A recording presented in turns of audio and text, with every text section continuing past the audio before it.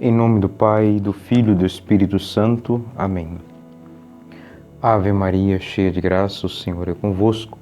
Bendita sois vós entre as mulheres, e bendito é o fruto do vosso ventre, Jesus. Santa Maria, Mãe de Deus, rogai por nós, pecadores, agora e na hora de nossa morte. Amém. Servo de Deus, Padre Júlio Maria de Lombardi, intercedei por nós. Em nome do Pai, e do Filho e do Espírito Santo. Amém.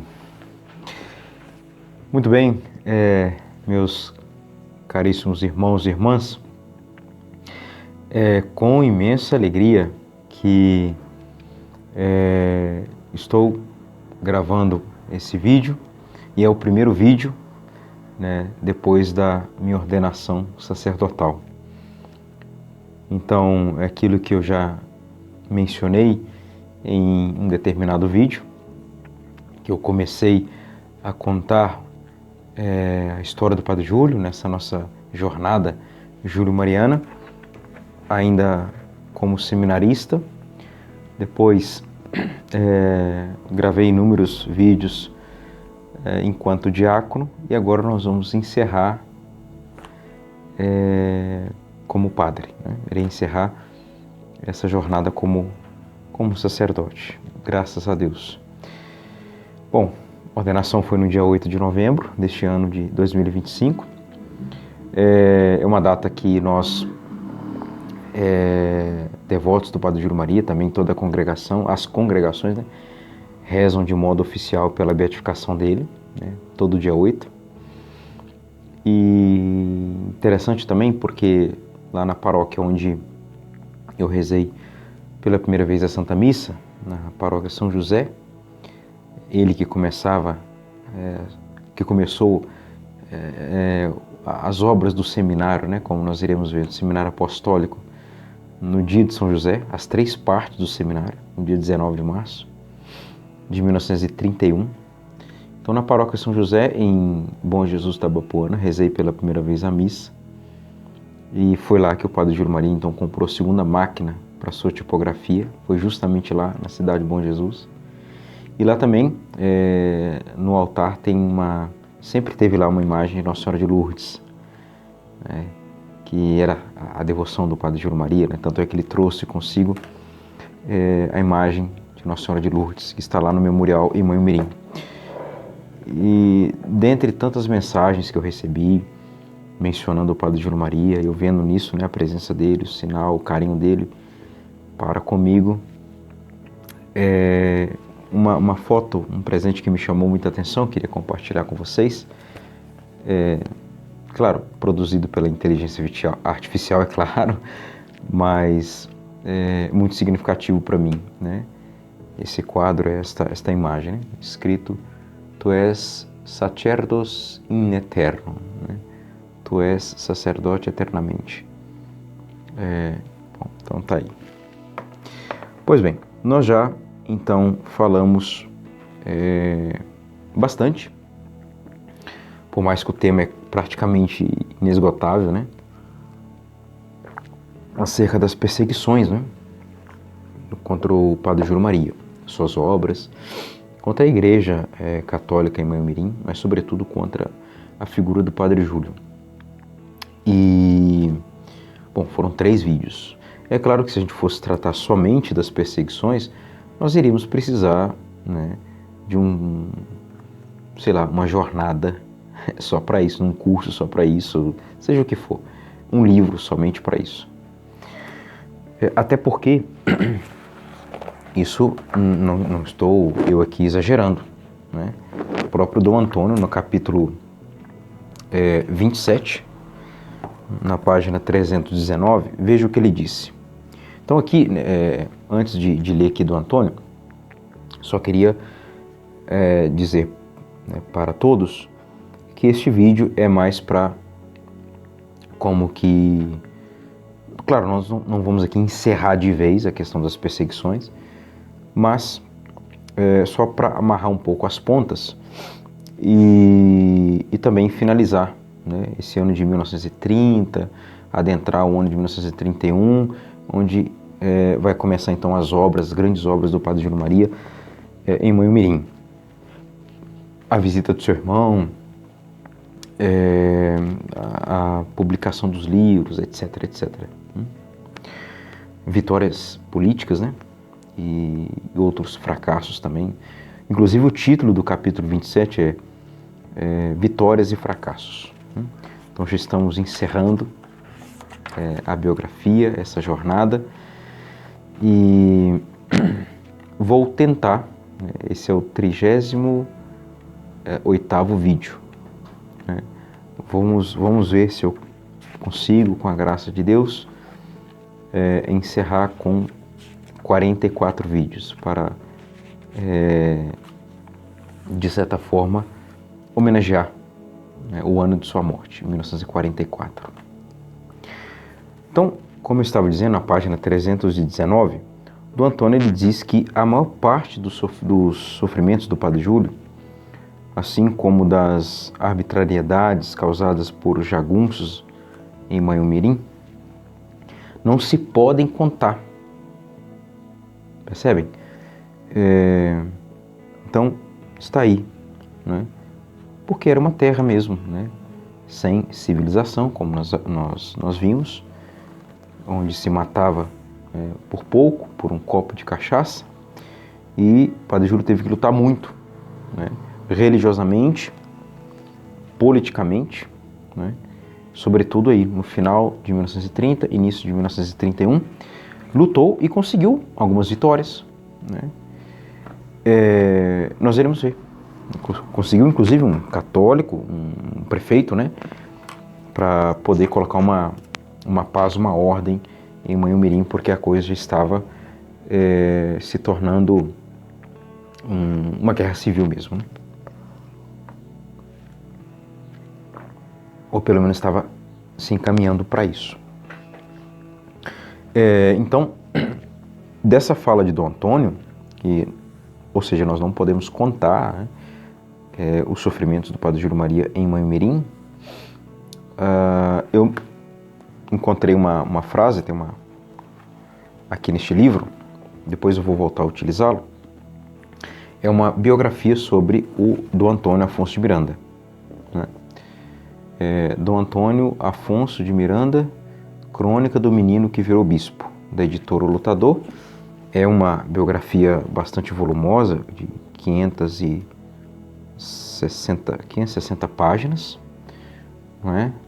Então, o autor é o Henrique Faria, né, que é bacharel em Direito, ele é jornalista, nasceu em Taubaté, São Paulo, conviveu muitos anos conheceu, né, do Antônio, conviveu com ele durante um bom tempo. Então, tem uma parte aqui onde ele vai falar da ida de Dom Antônio, né, a nova família de Dom Antônio, quando ele vai para os Sacramentinos, a partir da parte 4, enfim, Manhumirim. Então, as partes aqui que falam sobre o Padre Júlio Maria, coisas também que envolvem a congregação, etc., é a parte número 4, número 5, bastante coisa mesmo, né? A família sacramentina, parte 6, deixa eu pegar aqui do início, porque é uma biografia muito interessante, muito rica, né? Então, a parte 4, de número 4, né? Uma nova família. Depois, então ele vai falar da ida para Manhumirim, a saudade, a primeira dor da família, a rotina no seminário menor, depois o seminário maior, o Frater Miranda, a sua, não é? A sua fama de um excelente aluno, né? Sempre de nota 10, e seus estudos também em Belo Horizonte, na questão da teologia. Depois, vamos ver aqui, vou adiantar, não vou ficar muito preso nisso aqui não, mas tem muitos relatos interessantes, né? Depois tem várias fotos também, né? Várias fotos do Padre Júlio, outros padres, de documentos. A parte de número 5, o seu novo pai. Aí ele vai aqui traçar um pouco da biografia, o Henrique Faria.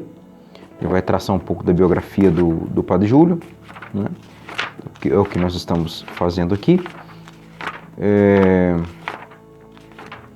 Na parte de número 6, aqui vem a família sacramentina, a Manhumirim, né? A cidade de Manhumirim que o Padre Júlio encontrou, e que tem a frase que eu queria dizer, na página 167, diz que Manhumirim, com relação aos sofrimentos que o Padre Júlio sofreu na vida, aqui diz que Manhumirim é o centro dessa cruz. Ou seja, ali está, naquela cidade é onde ocorreu o grande sofrimento do Padre Júlio, físico e principalmente moral, né? Como ele mesmo disse.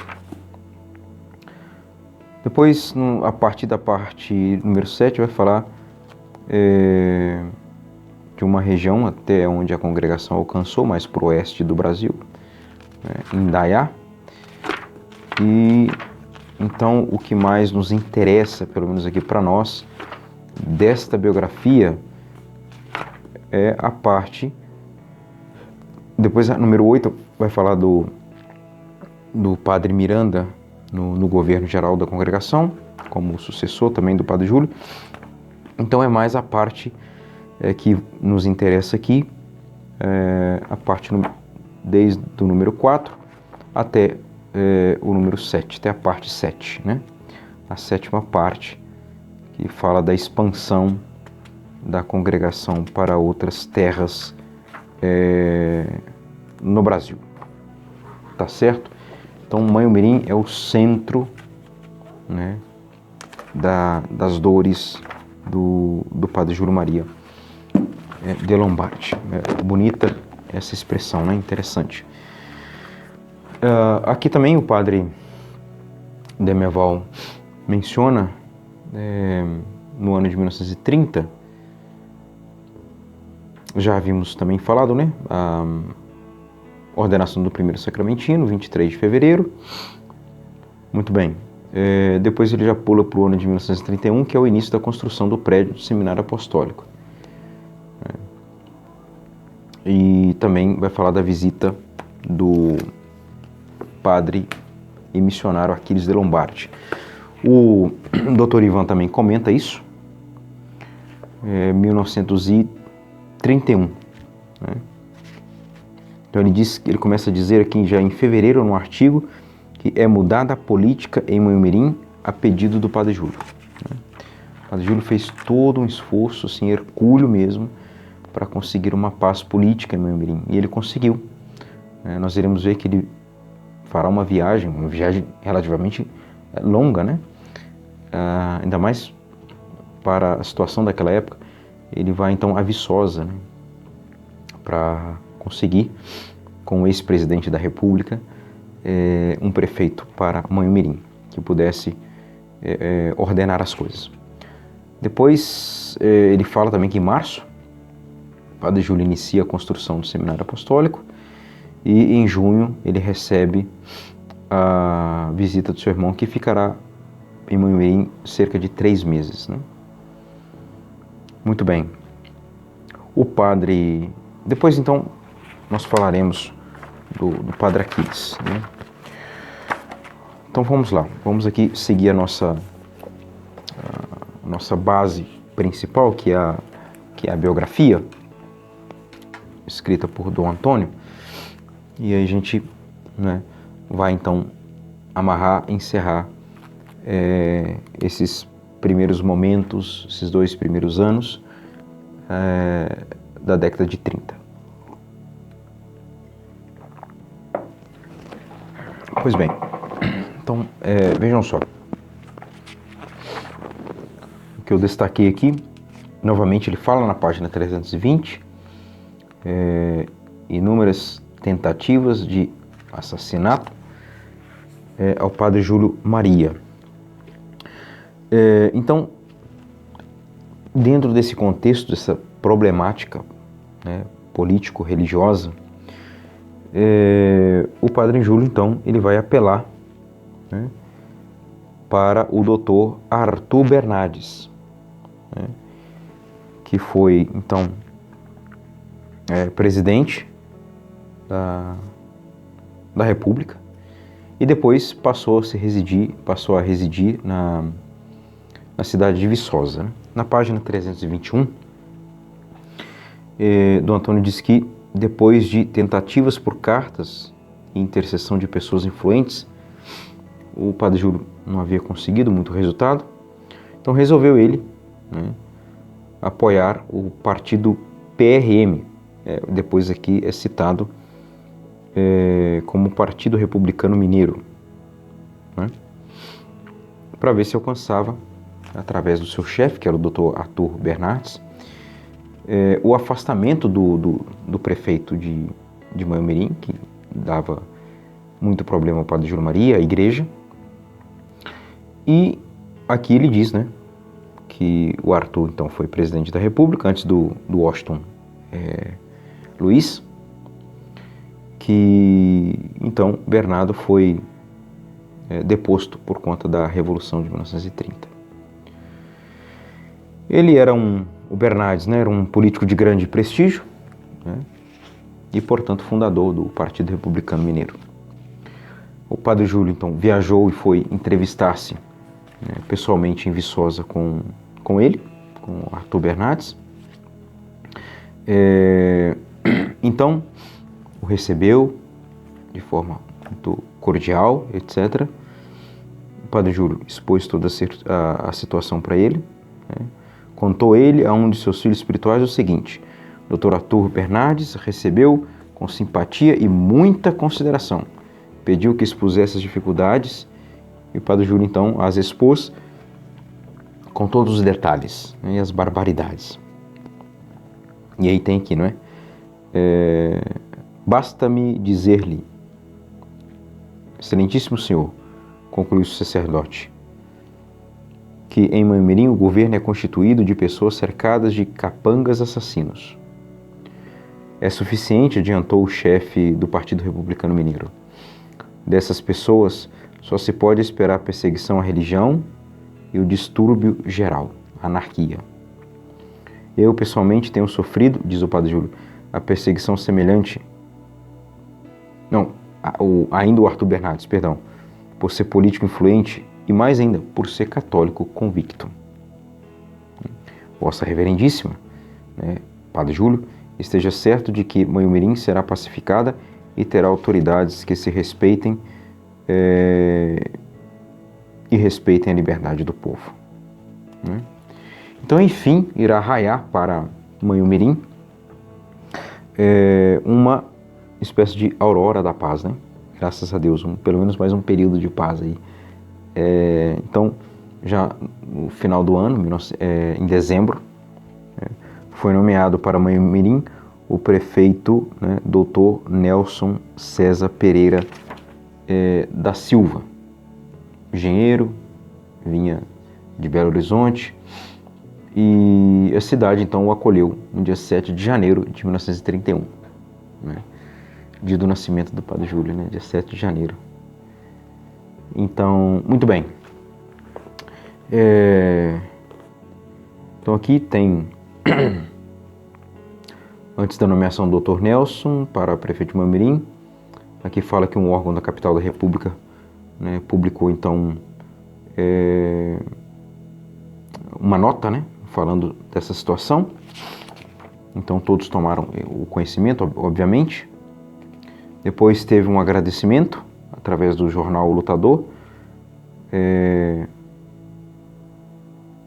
no dia 11 do mesmo mês, ou seja, do mês de janeiro, não é? Ótimo. Então é isso. Aqui uma outra coisa interessante, porque no livro do Padre Demerval, História de Manhumirim, a partir da página 126, ele vai falar da politicália, né? Então ele fala que ocorrerá. Então, o prefeito Dr. Nelson foi nomeado, virá então durante todo o ano de 1931 a ordem, né, a estabilidade, etc. Mas depois vai se instaurar novamente um clima, né, preocupante, tenso, porque haverá a renúncia do Dr. Nelson, do prefeito Nelson, e o retorno, né, a tentativa do retorno, e de fato o que vai se concretizar, do ex-prefeito Dr. Alfredo Lima, né, que a população já estava, né, insatisfeita com ele, por conta das perseguições contra o padre Júlio Maria. Então o padre de Mevol vai tratar, né, dessa nova problemática, né, mas houve uma espécie de reconciliação, né, apesar de nós termos aqui 3 narrativas, mas são bem parecidas, né? Então, na página 129, ele fala da reconciliação do Dr. Alfredo Lima com o padre Júlio Maria, né? O Alfredo Lima querendo então retornar à prefeitura de Manhumirim, mas ele era contra o padre Júlio Maria.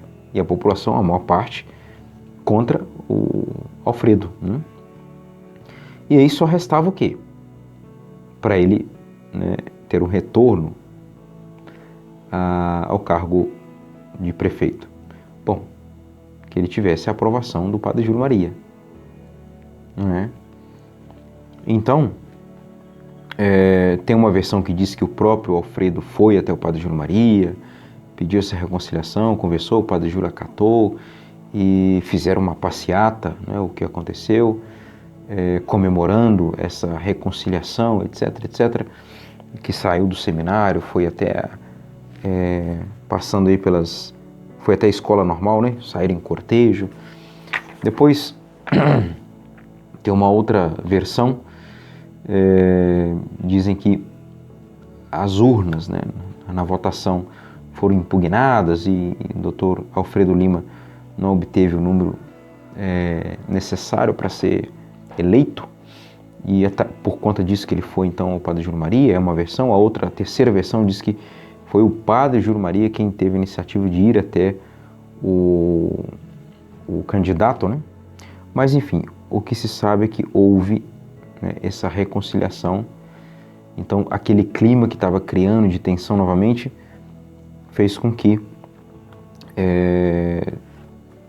depois, no fundo, houvesse ali uma espécie de bonança, né? Porque é o título que eles colocaram já numa edição de 1934, né? No dia 8 de outubro, através do jornal Manhumirim. Depois da tempestade, a bonança, né? Que fala então desse período das eleições em Manhumirim, né? Então, a partir da página 133, que é o capítulo 14, o padre Meval vai falar do novo prefeito de Manhumirim, os feitos, né? Muito bem. Então, é um pouco disso, né? Voltando aqui ao livro,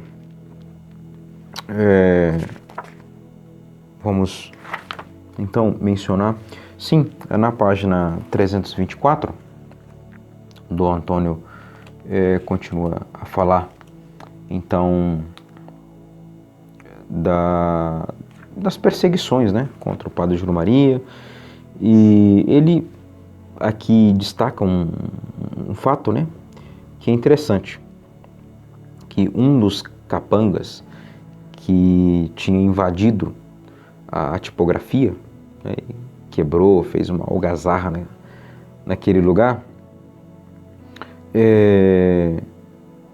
diz que, né, um deles chegou quando encontrou uma imagem de Nosso Senhor morto, né, ele então teria chutado a imagem, blasfemado contra Deus através daquela imagem. E aqui o padre, o Dom Antônio, né? Padre Antônio Miranda, ele diz que o jagunço que fez a sacrílega afronta à imagem do bom Jesus, quando se tomou a tipografia, no mesmo pé com que chutou o Senhor morto, recebeu uma estrepada e foi vítima do tétano, né? E morreu miseravelmente. Então, o Dom Antônio diz que ele vê nisso, né, como se vê o socorro de Deus não falhou após lutas e sofrimentos. Então, um modo de Deus, na sua ou vontade direta ou até permissão, mostrar que a afronta à religião, a afronta às coisas sagradas, só termina em morte miserável. Muito bem. Então, adentrando mais propriamente no ano de 1931, começa uma espécie de, se é que poderíamos dizer, de triunfo do Padre Júlio. É quando ele então dá início, né, à construção do seminário, porque ele estava com o prefeito, agora um pouco mais tranquilo, o senhor Dr. Nelson César, né, Pereira da Silva. Então, ele deu início à construção das 3 partes do seminário. O seminário apostólico Pio XI, né, tem 3 partes, né? O Dr. Ivan, ele fala justamente isso, né? Março, foi no dia 19 de março, inicia a construção do seminário apostólico. Aqui também, na história dos missionários sacramentinos, vai falar de outras dificuldades do Padre Júlio, no capítulo 30, mas é com relação a Dom Elvésio, né, que será arcebispo de Mariana, que já chega para o cargo, né, como arcebispo de Mariana, já chega e começa a ouvir, né, calúnias contra o Padre Júlio Maria. Mas isso a gente vai ter que deixar para depois, mais para frente, quando formos falar a partir do ano de 1933, da morte do Dom Carlota, etc. Então, por que o Padre Júlio deu início a isso? Bom, nós temos a primeira resposta, a confiança ilimitada na providência divina, não é? Que providenciou aquele, né, prefeito, e também ele pôde, com um pouco mais de tranquilidade, se dedicar a essas obras, né? Então aqui diz, parece incrível o seu espírito de fé e confiança na providência. Principiou as obras sem ter um tostão. Aqui diz, foi por isto, dizia o Padre Júlio, que quis dar começo a todas as outras construções em Mamirim, inúmeras, né? Asilo, patronato, hospital, uma usina hidrelétrica, inclusive, né? Escola, patronato agrícola, um seminário, igrejas, veja, as congregações, impressionante mesmo. Ele construiu não só obras religiosas, mas, né, construiu, entre aspas, a cidade de Moemirim. Então quis dar começo a todas as obras, as outras construções em Moemirim, como alhures, quando não houvesse em meu bolso dinheiro de espécie alguma. Senti a proteção de Deus e do bondoso São José. Iniciei cada uma das 3 partes do seminário no dia 19 de março. E quando estava tão pobre como Jó, né? As obras divinas, dizia ele, nascem na pobreza que provoca a providência e as bênçãos de Deus. Que provoca, bonito isso, né? Nunca me faltou subsídio para as obras que empreendi, o que atribuo ao fato de tê-las iniciado sem dinheiro, tudo esperando exclusivamente de Nosso Senhor. Mas claro, trabalhava, vendia livros, vendia jornal, trabalhavam, né? rezar como se tudo... aquela máxima de Santo Inácio, né? Rezar, trabalhar como se tudo dependesse de nós, né? E rezar como se tudo dependesse de Deus, né? É a cooperação, né? Entre a liberdade humana e a graça divina. Muito bem. Tanto é que tinha momentos, chegava ao final do mês, que o seminarista ou alguém da contabilidade, das finanças, chegava para o Padre Júlio: padre, nós não temos um tostão, um centavo para pagar os funcionários, né, os pedreiros, enfim, os trabalhadores, os serventes. E ele: vamos rezar, trabalhar, vamos rezar e confiemos na providência divina, no bom São José. E aí já no final do dia, na véspera do pagamento ou no dia mesmo, chegava uma doação, uma quantia exata, né? E não era uma quantia qualquer. Claro, muita gente, certamente muitos trabalhavam ali por generosidade, sem querer retribuição nenhuma, por amor mesmo a Deus, a igreja, ao Padre Júlio. Mas muitos também dependiam daquele trabalho para sustento próprio, sustento da família, obviamente, não é?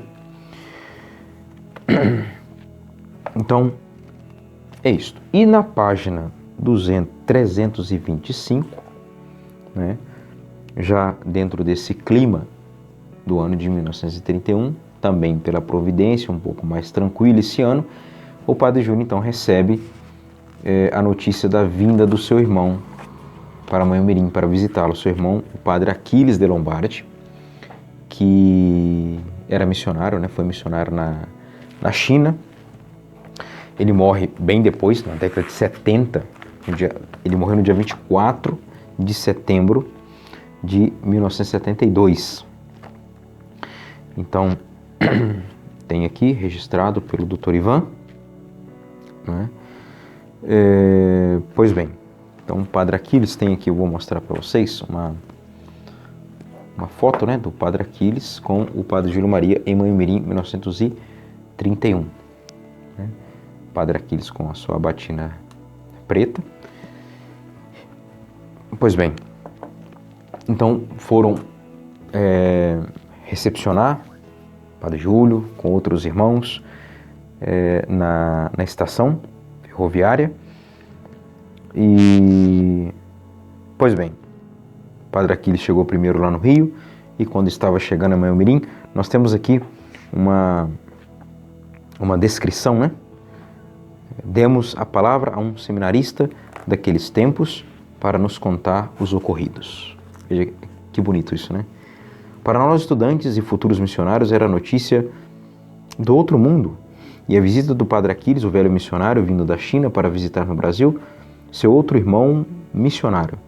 2 irmãos, 2 padres, 2 missionários, 2 mártires, que se encontrariam após longa separação. Cada dia nossa curiosidade aumentava de ver e ouvir o grande herói de Cristo. Chegou afinal o dia. Nosso fundador, acompanhado de 2 padres. Na estação, espera emocionado. Aparece o trem. Pela janela, vê-se um sacerdote de barba, traços fisionômicos quase idênticos do Padre Júlio. É o Padre Aquiles. Abraçam-se os 2 irmãos prolongadamente. Ao chegarem a casa, longas horas permaneceram eles conversando. Depois, o café, a visita às construções, a tipografia, a igreja. E nos dias seguintes, a vida regular, sem exceção de espécie alguma. Só nos recreios tínhamos contato com o Padre Aquiles. Falava-nos das imensas dificuldades nas missões da China e do consolo que experimentava naquele trabalho martirizante. 3 meses passou em nosso meio. A figura venerável daquele missionário, todo jovial e dado, tão diferente do homem austero, de vida metódica, que não perdia 1 minuto de seu trabalho de professor ou escritor, o Padre Júlio Maria. Antes de partir, Padre Aquiles fez com o Padre Júlio uma viagem à capela de Vargem Grande, o mesmo local onde nosso fundador viria a perder tragicamente a vida preciosa. Impressionante a despedida, o último abraço, que previam ser o derradeiro deste mundo. Padre Júlio estava pálido, de músculos contraídos, fazendo energia sobre si mesmo para dominar as lágrimas. acompanhei o padre Aquiles até o rio, no caso o seminarista, né? Não pôde conter-se em sua dor. Chorou como criança, tomando o terço compulsivamente, pôs-se a rezar e só depois de algumas horas tornou ao estado normal. No rio, escolheu um rico presente que enviou por meu intermédio a seu irmão. É aquele cálice venerável em que todas as manhãs nosso fundador consagrava o sangue preciosíssimo de Jesus Cristo e que nós, seus filhos, tantas vezes temos tido a ventura de tocar como a mais preciosa de suas relíquias. Inclusive, só um detalhe, aqui uma questão particular, o cálice que eu ganhei dos meus padrinhos de ordenação é uma réplica deste cálice que o padre Aquiles deu para o seu irmão, padre Júlio. Esse cálice está lá na sala do memorial em Moimirim, no seminário apostólico. Pois bem, então está aí. Depois vai se adentrar aqui na página 327, o Dom Antônio vai falar que a maior preocupação, a formação de seus seminaristas, era a sua principal preocupação. Então, assim como a orientação espiritual das freiras. Nós iremos ver isso, as cartas que ele escrevia para os padres, as irmãs. Então, o padre Júlio foi ao mesmo tempo que era sacerdote, o homem dos sacramentos, professor, mestre de noviços, redator de jornal, escritor, capelão, pároco, construtor e, não raro, mestre de tipografia e até de cozinha. Muito bem.